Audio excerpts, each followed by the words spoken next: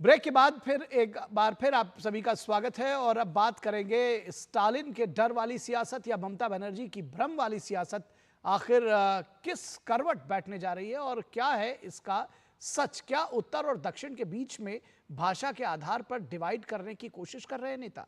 इस सवाल का जवाब हम टटोलेंगे इस अपनी रिपोर्ट के जरिए और उसके बाद हम चर्चा भी करेंगे इस पर विशेष और जानेंगे कि आखिर क्या कुछ है इस सियासत का असली सच। तो तमिलनाडु के मुख्यमंत्री और डीएमके सुप्रीमो स्टालिन ने 2026 के असेंबली चुनाव से पहले पार्टी के भाषा को बड़ा मुद्दा बनाया है।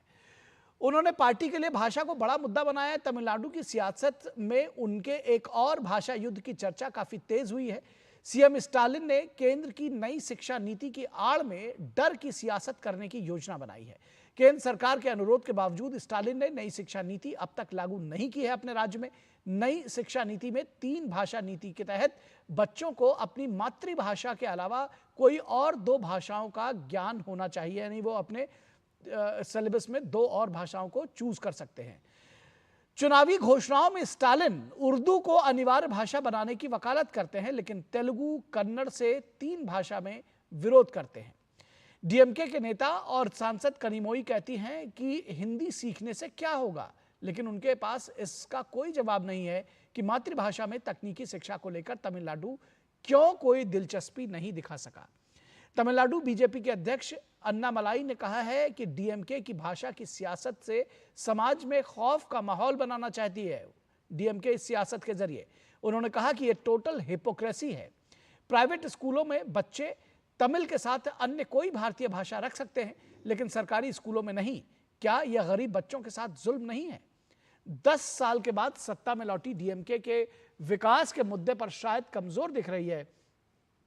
जाहिर है पार्टी ने भाषाई अस्मिता की भावनाओं को भड़काकर डिलिमिटेशन का भय दिखाकर 2026 का चुनाव सिक्योर करने की योजना बनाई है। गृह मंत्री अमित शाह स्टालिन के दावे को खारिज करते हुए उन्होंने कहा था कि तमिलनाडु की एक भी सीट कम नहीं होगी डिलिमिटेशन के मुद्दे पर। लोकसभा में सीट कम होने की स्टालिन की सियासत को अमित शाह ने मिथ्या प्रचार कहा था। खौफ की सियासत में एक कदम आगे बढ़ते हुए पश्चिम बंगाल की मुख्यमंत्री ममता बनर्जी चुनाव आयोग के सामने धरना देने की बात कर रही हैं। आरोप है कि चुनाव से पहले फर्जी वोटर के जरिए उन्हें चुनाव हराने की योजना है।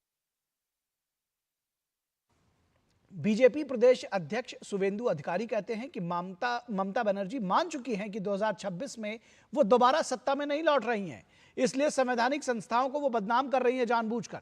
अब सवाल यह है कि क्या विपक्ष के संविधान खतरे में, लोकतंत्र खतरे में, आरक्षण खतरे में, ये जो पूरी सियासत है इसका कितनी बार जनता के बीच में भ्रम पैदा किया जा सकेगा? क्या डर की सियासत सत्ता पाने का जरिया बन गई है कि डराओ और सत्ता हासिल करो? और इस पूरे विषय पर तमिलनाडु के मुख्यमंत्री एमके स्टालिन ने एक ट्वीट किया है, एक्स पर उन्होंने पोस्ट किया है। उन्होंने लिखा है कि हिंदी की वकालत करने वाले भाजपा नेता जोर देते हैं उत्तर भारत में चाय, पानी, पूरी खरीदने और शौचालय का उपयोग करने के लिए आपको हिंदी आनी चाहिए। एआई के युग में स्कूलों में किसी भी भाषा को तीसरी भाषा के रूप में लागू करना अनावश्यक है। उन्नत अनुवाद तकनीक पहले से ही भाषा की बाध्यताओं को और बाधाओं को तुरंत दूर कर देती है। छात्रों पर अतिरिक्त भाषाओं का बोझ नहीं डाला जाना चाहिए। उन्हें विज्ञान और प्रौद्योगिकी में विशेषज्ञता हासिल करते हुए अपनी मातृभाषा और अंग्रेजी में महारत हासिल करने पर ध्यान केंद्रित करना चाहिए। यदि आवश्यक हो तो वे बाद में कोई भी भाषा सीख सकते हैं। बाद में सच्ची प्रगति नवाचार में निहित है, भाषाई थोपने में नहीं। तो सच्ची प्रगति नवाचार में निहित है। वो कह रहे हैं कि अंग्रेजी भाषा सीखा जाना जरूरी है। उर्दू पर भी उन्होंने एम्फेसिस किया है, लेकिन कहा है कि जो तीसरी भाषा है या जो कोई भारतीय भाषा है वो सीखा जाना, उसको बाद में बच्चे सीख सकते हैं। और विज्ञान सीखे, नवाचार सीखे, भाषा सीखने की ज़रूरत नहीं है।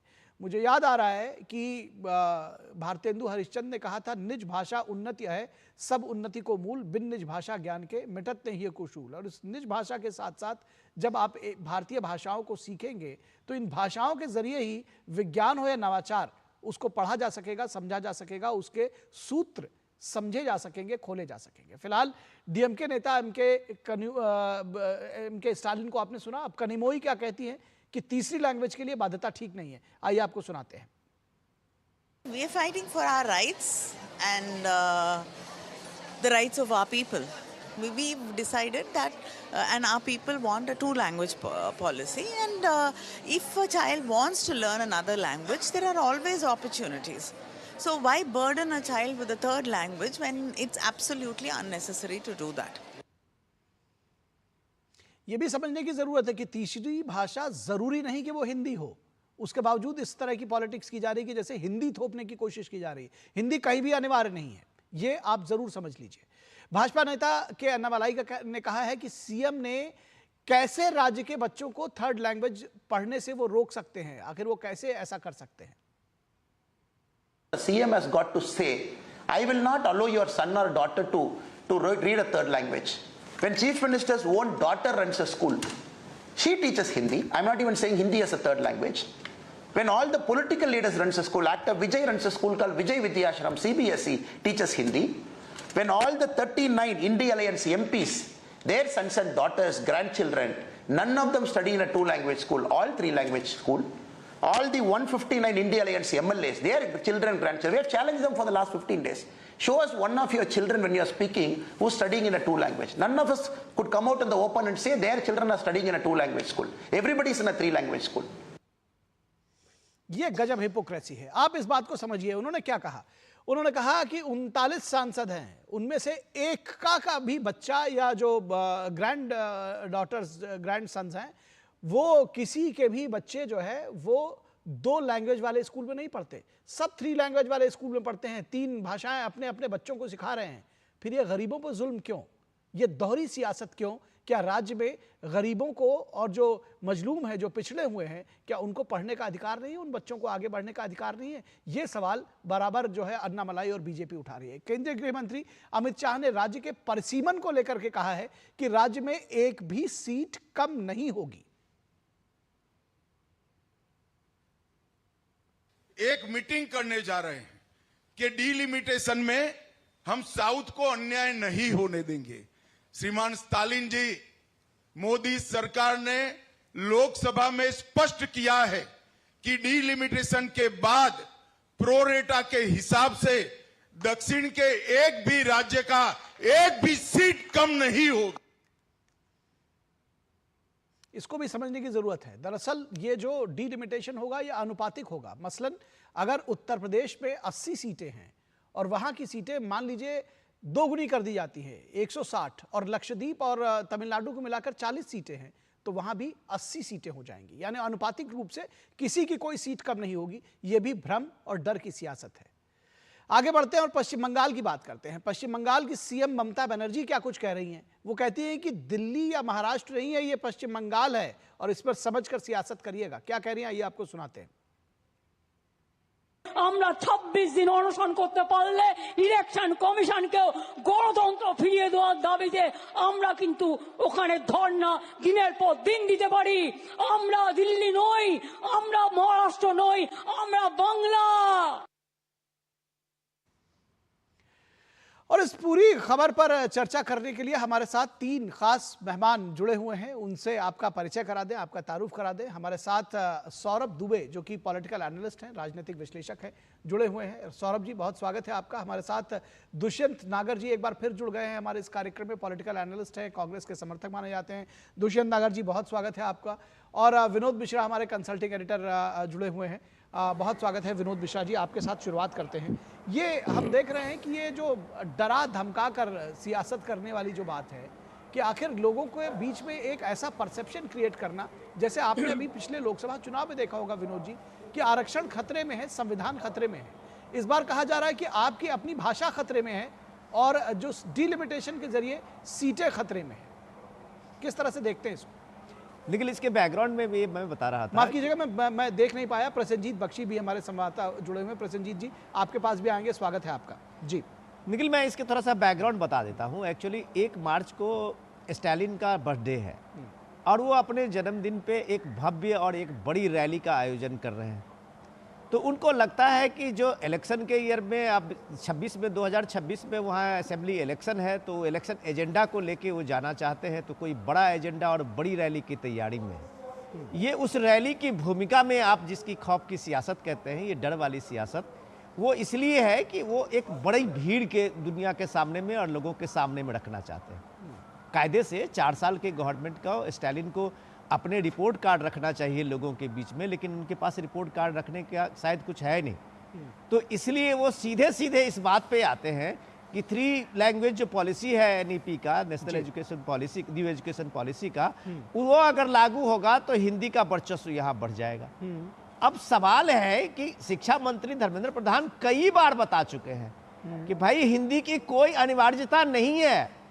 आप अगर तमिलनाडु सरकार चाहे तो आप तमिल के मातृभाषा के साथ साथ कोई दूसरी भाषा में कन्नड़ भी रख सकते हैं, तेलुगु भी रख सकते हैं, लेकिन आपको ये मंजूर नहीं है। आपको सियासत करनी है तो आप 1965 के भाषाई युद्ध का खतरा दिखाते हैं। आप लोगों को भड़काते हैं कि एक लैंग्वेज वार की जो है वो स्थिति बन रही है। तो सवाल है कि इतने झूठ और प्रपंच की सियासत भारत में क्या एक सक्सेस एजेंडा बन गया है? जो बात आप ममता बनर्जी की कह रहे थे कि वही, अब वो इलेक्शन में उनका भी 2026 का इलेक्शन है तो सीधा सीधा एक संवैधानिक संस्था पे ही वो हमला करती हुई दिखती है और सीधे धमकी देती है कि मैं इलेक्शन कमीशन के सामने में धरना देने जा रही हूँ। अब ये सारी चीजें हैं कि आपके सामने अगर आपका काम इंपॉर्टेंट है, आपकी रिपोर्ट कार्ड अगर नहीं है, तो जाहिर सी बात है कि ये सियासत अब एक तरह से भारत की एक विपक्ष की सियासत में एक सुर्खियां बटोर रही है। कभी संविधान खतरे में, कभी लोकतंत्र खतरे में, कभी भाषा खतरे में, कभी डिलिमिटेशन से संसद की सीटें खतरे में। तो ये सब अभी चलता रहेगा, लेकिन सवाल है कि जनता सब कुछ जानती है। जी बिल्कुल, जनता सब कुछ जानती है। दुष्यंत, अगर आप कैसे इस पूरे मामले को देख रहे हैं और डीएमके के सहयोगी भी है कांग्रेस, तो ये आपसे समझना चाहेंगे कि क्या आप लोगों को भी लगता है कि ये तीसरी भाषा को आधार बनाकर और हिंदी जिसको अनिवार्य बताया भी नहीं गया है उसको आधार बनाकर और नॉर्थ साउथ डिवाइड किया जाए, लोगों के बीच में एक भाषाई युद्ध की बात कही जा रही है, कितना ठीक है ये? देखिए, डिवीजन का काम तो सौरभ दुबे जी की पार्टी करती है, भारतीय जनता पार्टी करती है। भाई भाई को बांटना, आप देखिए इन्होंने पार्टियों में डिवीजन कर दिया, शिवसेना को तोड़ लिया, एनसीपी को तोड़ लिया, चाचा को भतीजे से अलग कर दिया। कोई जबरदस्ती घसीट के तो लाया नहीं, जो टूटना चाह रहा था वो टूटा, जो टूटना चाह रहा था वो टूटा। देखिए, अगर ये लेते ही ना अपनी पार्टी में, अपने गठबंधन में, तो वो टूटते ही ना। अगर आप भाजपा में नहीं जाना चाहेंगे दुष्यंत जी, कहीं ना तो कहीं आपको कोई जबरदस्ती थोड़ी ना जाएगा। पार्टी में देखिए, देश में लोकतंत्र को कमजोर करने का काम किया है। जो 2024 चुनाव से पहले हमारे आरोप थे, वो आज भी आरोप हमारे खड़े हैं। संविधान को कमजोर करने का काम किया है। आज तक कास्ट सेंसस नहीं हुआ, कास्ट सेंसस 2021 में होना था। देश के सामने आप आंकड़े नहीं आ रहे, आंकड़े नहीं आ रहे। अरे मैं भाषा पर पूछ रहा हूं, आप कहां पहुंच गए? मैं सोच रहा हूं अभी आप विषय पर आएंगे। आप कास्ट सेंसस में कहां पहुंच गए? भाषा पे भी मैं आ रहा हूं। जी आइए ना, उस पे आइए। देखिए, महात्मा गांधी से लगा के आज तक भारत का एक नारा रहा है, अनेकता में एकता भारत की विशेषता। बिल्कुल ठीक है। हमारा जो पूरा गणराज्य का जो मॉडल है, उसमें सभी क्षेत्रीयता को प्रमुखता के साथ स्थान दिया गया, उसका सम्मान हमने किया है। तो आज भारतीय जनता पार्टी कभी कहती है जी 1 नेशन 1 इलेक्शन, 1 नेशन 1 टैक्स, फिर लोगों के अंदर ये भय व्याप्त करते हैं, फिर तीसरी भाषा लगे जी 1 नेशन 1 लैंग्वेज। ये कहाँ कहा 1 नेशन 1 लैंग्वेज कब कहा? सुनिए एक मिनट, 1 नेशन 1 लैंग्वेज कब कहा बीजेपी ने या सरकार ने? अभी दुबे जी बोले नहीं है, आप पहले वो बोलेंगे तो वो कहेंगे। क्या पता ये बात आपको लग रहा है वो बोलेंगे? नहीं, इस तरह से देखिए, जो चीज नहीं कही गई है वो आपने कहा, वो नहीं बताइए ना। 1 नेशन 1 लैंग्वेज कब कहा? किसने कहा? किस नेता ने कहा? प्रधानमंत्री ने कहा? किसी और ने कहा? कह सकते हैं। अरे लीजिए, कह सकते हैं, ये कौन सी बात होती है? आप भी कैसी बात कर रहे हैं दुष्यंत जी? कह सकते हैं, इस आधार पर आपको ये आपको कहां से ये मिल गया कि वो कह सकते हैं? मतलब इस आधार पर बहस कर रहे हैं कि वो कह देंगे। चलिए, बड़ी अपनी बात कहिए, चलिए अपनी बात कहिए, ठीक है, समझ गया, ठीक है। सर, 1 नेशन 1 इलेक्शन जरूरी है क्या देश में? क्या बताइए मुझे, उसके 4 फायदे विनोद मिश्रा जी बता दे। 1 नेशन 1 इलेक्शन पर कहाँ बात हो रही है? जब चर्चा करेंगे तो वो भी कर लेंगे। आप भाषा पर तो आइए। बता रहा हूँ, ये भूमिकाएं बांधते, लेकिन 2 चीजें आपने रखी, एक बंगाल का मॉडल रखा, एक आपने तमिलनाडु का मॉडल रखा। दोनों की तुलना नहीं हो सकती, दोनों के एक तराजू में नहीं तोला जा सकता। ठीक है। तमिलनाडु की सरकार ने जहां विदेशी निवेश को आकर्षित किया है, जहां वहां पे सरकार का रेवेन्यू बढ़ा है, रोजगार बढ़ा है, जो राज्य एक विकास की तरफ चला है, वैसी स्थिति बंगाल में नहीं है। बंगाल की नेत्री राजनीति कर सकती हैं, लेकिन स्टालिन जी का जो करेक्टर है, उनकी सरकार का जो भाई नई शिक्षा कामकाज नीति है, में वो तीसरे साफ लैंग्वेज सुथरा है। को लेकर के आपका स्टैंड क्या है, ये बताइए। पिछले 5 मिनट से आप बोल रहे हैं, आप ये छोड़ के बाकी सब बता रहे हैं। स्टालिन जी को किसी सहारे की जरूरत नहीं है, वो अपने काम के दम पे चुनाव जीत सकते हैं। अरे चुनाव की बात ही नहीं मैं पूछ रहा हूं, मैंने जो सवाल किया उसको आपने जवाब दे रहे हैं। ये पूछा जा रहा है कि भाई कांग्रेस का क्या स्टैंड है 3 लैंग्वेज पे, नेशनल एजुकेशन पॉलिसी पे। देखिए, नेशनल एजुकेशन पॉलिसी में बहुत सारी विसंगतियां हैं। चाहते तो हम भी हैं कि जिस प्रकार से चाइना में चाइनीज भाषा में शिक्षा दी जाती है, फ्रेंच में फ्रेंच भाषा में शिक्षा दी जाती है, इसी तरह हिंदी में केंद्र सरकार शुरुआत करे और एक लक्ष्य के साथ आगे बढ़े। लेकिन इनका कहीं हिंदी के प्रचार प्रसार करने की इनकी मंशा नहीं है। ठीक है, चलिए आप वन नेशन वन लैंग्वेज की बात अब आप कहने लगे वन नेशन वन लैंग्वेज की बात। मैं आता हूं सौरभ दुबे के पास। सौरभ दुबे, किस तरह से देखते हैं इस पूरी सियासत को? क्या आप मानते हैं कि ये नॉर्थ साउथ डिवाइड करके चुनाव जीतने की सीधी सीधी रणनीति है, उसके अलावा कुछ नहीं, खालिस सियासत? देखिए, जब तर्कों की कंगाली होती है तो कुतर्कों के जो ज्ञानी है ना, वो लगातार जो है विषय से भ्रमित करने का प्रयास करते हैं। अभी बिल्कुल शेयर मार्केट गिर रहा है, उसकी कंगाली दूर कर दो पहले। सुन लीजिए, आपके बीच में नहीं बोला नागर साहब, आपने तो मेरे ऊपर भी डायरेक्ट बहुत कुछ बोला, मैंने नहीं बोला। सुन लीजिए, जिस प्रकार से भाषा को लेकर के एक दक्षिण भारत में राजनीति हमेशा से देखी जाती है, वो वास्तव में जो अभी विनोद जी ने बताया वो कारण वही है। अपने उनके मुद्दे हैं नहीं। अभी कल उनकी 1 तारीख को जो है वो मार्च निकालने वाले हैं, उसके लिए पब्लिक आएगी कहाँ से? अगर वो इस तरह के बयान नहीं देंगे तो भीड़ इकट्ठा कहाँ से होगी? समस्या तो ये है।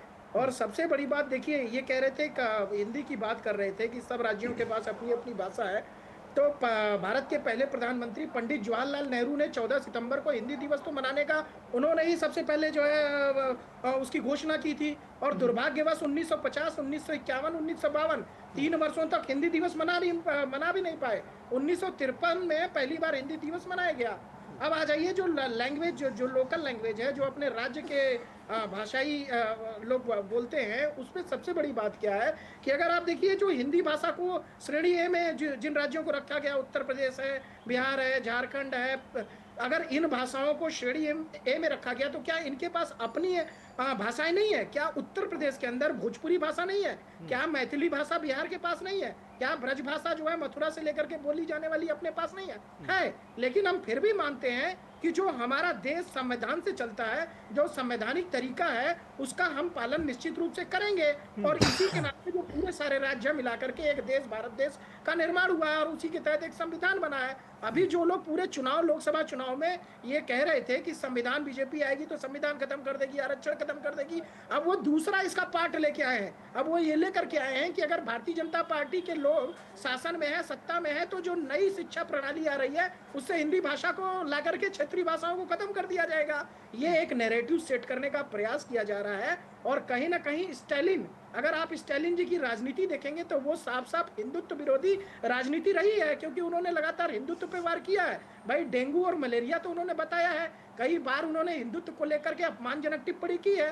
तो ये स्पष्ट दिखाई देता है, चाहे ममता बनर्जी हो और चाहे वो स्टालिन हो, इनकी जो अपनी भावना है वो हिंदुत्व के खिलाफ, हिंदी के खिलाफ नहीं है, बल्कि हिंदुओं के खिलाफ भी है। एक सनातन धर्म से इनको चिढ़ा, उसकी वजह से जानबूझ करके हिंदी के बारे में भ्रमित जो है वो वहां पर माहौल बनाया जा रहा है। मैं इसलिए कह रहा हूँ, आप एक बात बताइए, क्या उत्तर प्रदेश के अंदर राम मंदिर, मथुरा और जो है अभी महाकुंभ में नहाने अगर आप देखेंगे तो वहां की जो लोकल जनता है, चाहे वो तमिलनाडु की हो, आसाम की हो, पूर्वोत्तर से हो या फिर केरला से साउथ में हो, सारे भारत के लोग मिलकर के बढ़ चढ़ करके आकर के स्नान भी करते हैं, भगवान राम के मंदिर में दर्शन भी करते हैं, काशी विश्वनाथ भी जाते हैं। और तमिल का अगर संगम देखेंगे आप, जो तमिल में के बारे में कहा जाता है, वो अगर काशी विश्वनाथ के पास आप जाएंगे, वहां घाट पर बैठेंगे तो एक बहुत बड़ा आयोजन किया जाता है जिसको तमिल समागम का नाम दिया जाता है। और वो लगातार भारत सरकार, क्या वहां की राज्य सरकार कई वर्षों से करती आ रही है।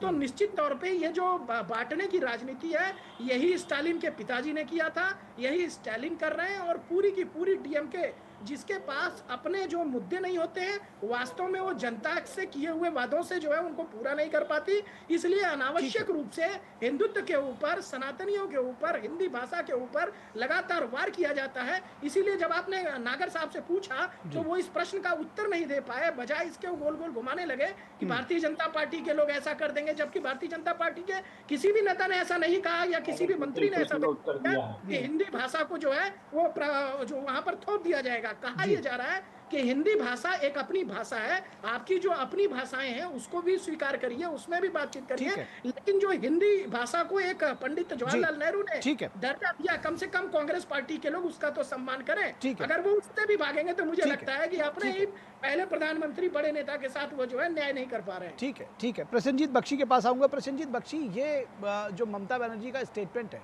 कि भाई फर्जी वोटों के जरिए ये जीतना चाहते हैं, क्या दरअसल इसमें तो कई बार लगता है कि reading in between the lines, कहना वो कुछ और चाहती हैं या सीधे सीधे कुछ जो सियासत का निशाना कहीं और है? देखिए निखिल, पहले तो ये बात बता दूं, आपको याद होगा कि जब अशोक गहलोत राजस्थान में चीफ मिनिस्टर बने थे तो वो चुनाव की समय पे और चुनाव के गिनती की दिन शायद राहुल गांधी ने बताए थे कि हम ईवीएम के खिलाफ है और चुनाव के बाद इलेक्शन कमीशन के सामने लगातार धरने पे बैठेंगे। तो उसके बाद जब ईवीएम का गिनती हुआ, कांग्रेस का जीत निश्चित हो गया, अशोक गहलोत चीफ मिनिस्टर बने और आज तक राहुल गांधी बताया नहीं कि कब वो इलेक्शन कमीशन के सामने लगातार धरने पे बैठने के लिए जा रहा है। शायद विनोद आपको भी याद होगा ये बात।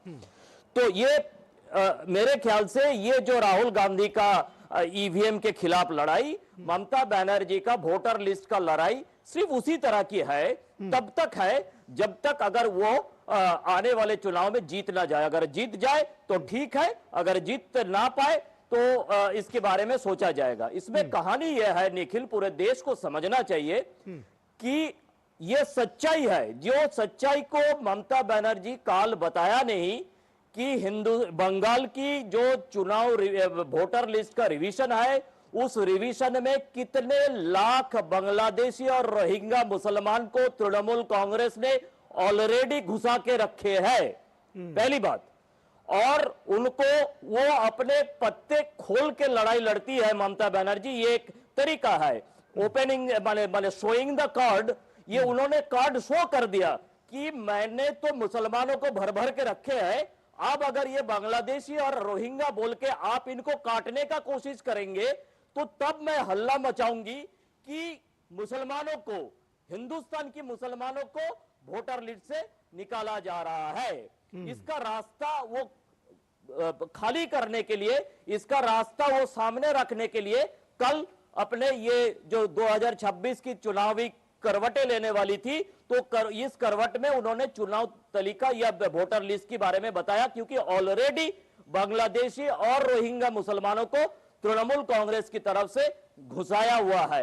यह है बिटवीन द लाइंस कि ये पश्चिम बंगाल आने वाले दिनों में जो 30% हम मुसलमान वोटर कहते थे, वो अगर 32% हो जाए तो ममता का ये सोच है, अगर हिंदू 2-1% कम भी वोट दे तो चलेगा, क्योंकि उन्होंने मृत्यु कुंभ कह दिया। उनको पता है कि बंगाल से 2 से 2.5 करोड़ लोग कम से कम प्रयागराज गए हुए हैं पिछले 45 दिनों में, तो वो डरी हुई है और इसीलिए ये जो मुसलमान वोट की जो नाम है, और कल जो उदाहरण डाले थे सारे के सारे उदाहरण मुसलमानों का डाले थे, किसी रायगंज का, किसी इसका इधर का मुसलमानों का डाले थे। एकदम सीधा सीधा उनका मैसेज था कि आने वाले दिनों में किसी मुसलमान का नाम अगर निकालने की आप कोशिश करेंगे तो हम कल का जो नेताजी इंडोर स्टेडियम का भाषण है उसका उदाहरण देंगे कि मैंने तो पहले ही कह दिया था। जी जी जी जी जी बिल्कुल ठीक बात है।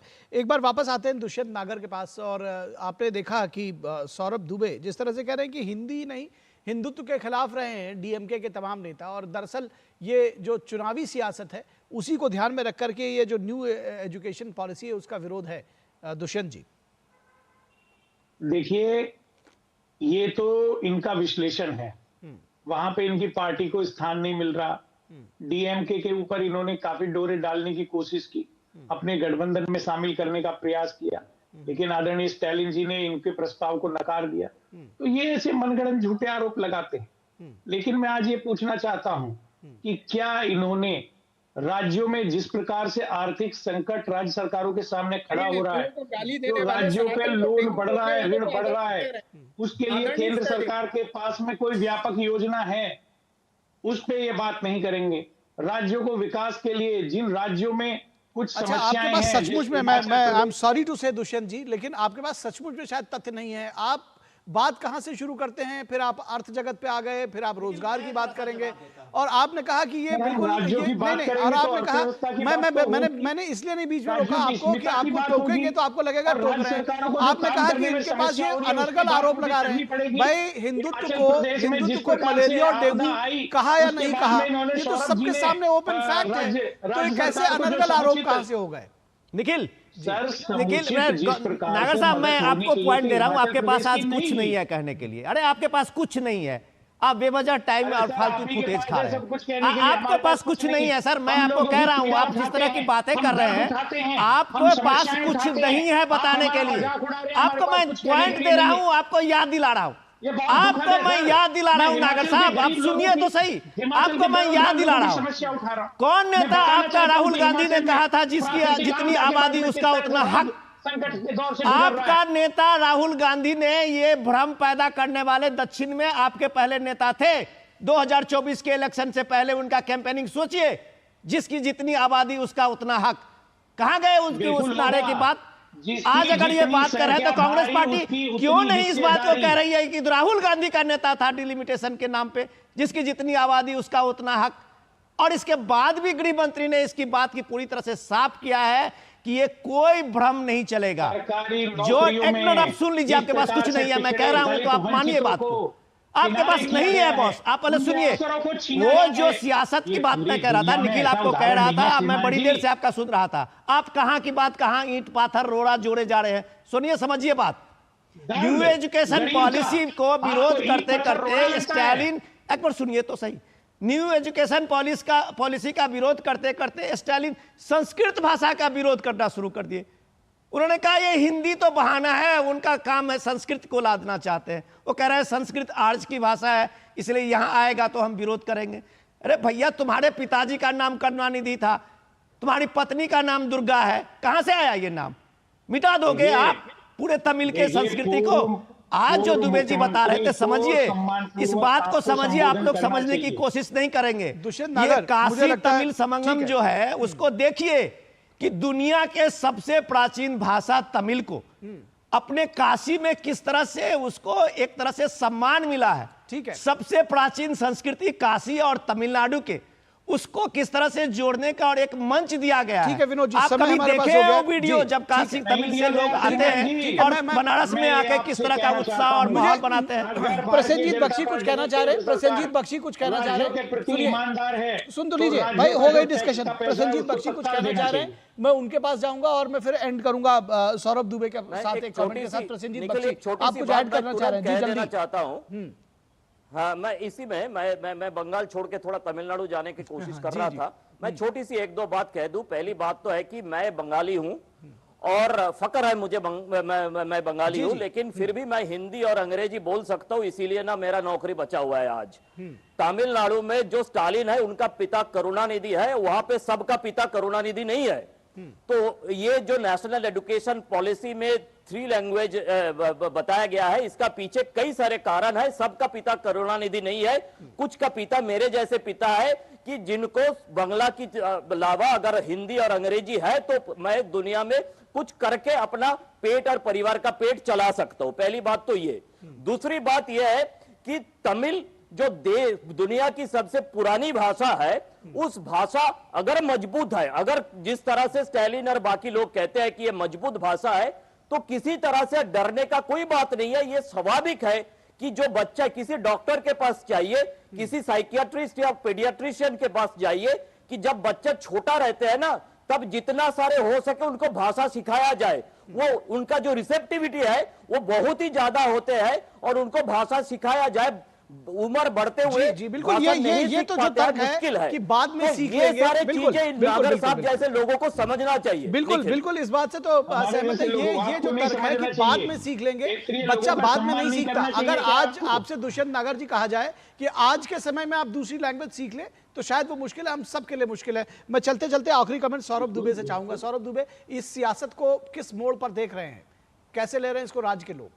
देखिए, ये जो तोड़ने वाली सियासत है, तोड़ने वाली राजनीति है, यही करते करते ये जो कभी मुल्क की पार्टी हुआ करती थी कांग्रेस, आज वो मोहल्ले की पार्टी बन गई है। उसके पुरोधा जो दुष्यंत नागर जी यहाँ पर बैठे हैं, 101 सांसद आपको मोहल्ले में नजर आते हैं। ये आदरणीय राहुल गांधी जी ने अमेरिका के अंदर जाकर के एक बयान दिया था जो इसी भाषा को लेकर के, तमिल भाषा को लेकर के, और वहां पर भी भारत के बाहर विदेश में भी उन्होंने भारत को तोड़ने की एक साजिश जो है, भारत को तोड़ने की एक बात कही थी, जिस पर जनता ने करारा जवाब आरोप लगा रहे हैं। चलिए, आपको मुझे लगता है कि दुष्यंत नागर मुझे लगता है कि एक जो है कम से कम स्टैंड आप लोगों को जरूर लेना चाहिए डीएमके के इस पूरे मुद्दे पर। आप लोगों को भी बयान जारी करना चाहिए। फिलहाल बहुत भारत के प्रत्येक अब आपके पास को अपने अनुसार भाषा चुनने का अधिकार है। तो वो तो कहा ही जा रहा है, उसमें कहाँ डिफरेंट बात कर रही है? वो तो कहा है 3 भाषा चुनी जा रही है। और मैं आपको मजे की बात बताऊं, कि अभी बीजेपी के अन्ना मलाई का जो बाइट था, वो साफ तौर पर कह रहे थे कि जितने भी वहां पर सांसद हैं, विधायक हैं, उनके बच्चे 3 लैंग्वेज स्कूल में पढ़ते हैं और गरीबों को चाहते हैं कि 2 लैंग्वेज स्कूल में पढ़े। ये कौन सी सियासत है? इसको देश देख रहा है, समझ रहा है, और मुझे पूरा उम्मीद है कि तमिलनाडु की जो आम जनता है वो भी देख रही है और समझ रही है। और इसीलिए इस बार 1967 की तरह जब ये भाषाई युद्ध थेपने की बात करते हैं तो वो जनता सड़कों पर नहीं है, उसका विरोध नहीं है, क्योंकि वो भी जान रही है कि इसमें खालिद सियासत के सिवा और कुछ नहीं है। बहुत शुक्रिया आप सभी लोगों का, सौरभ आपका, दुष्यंत आपका, विनोद जी आपका, प्रसेनजीत बख्शी आप सभी का।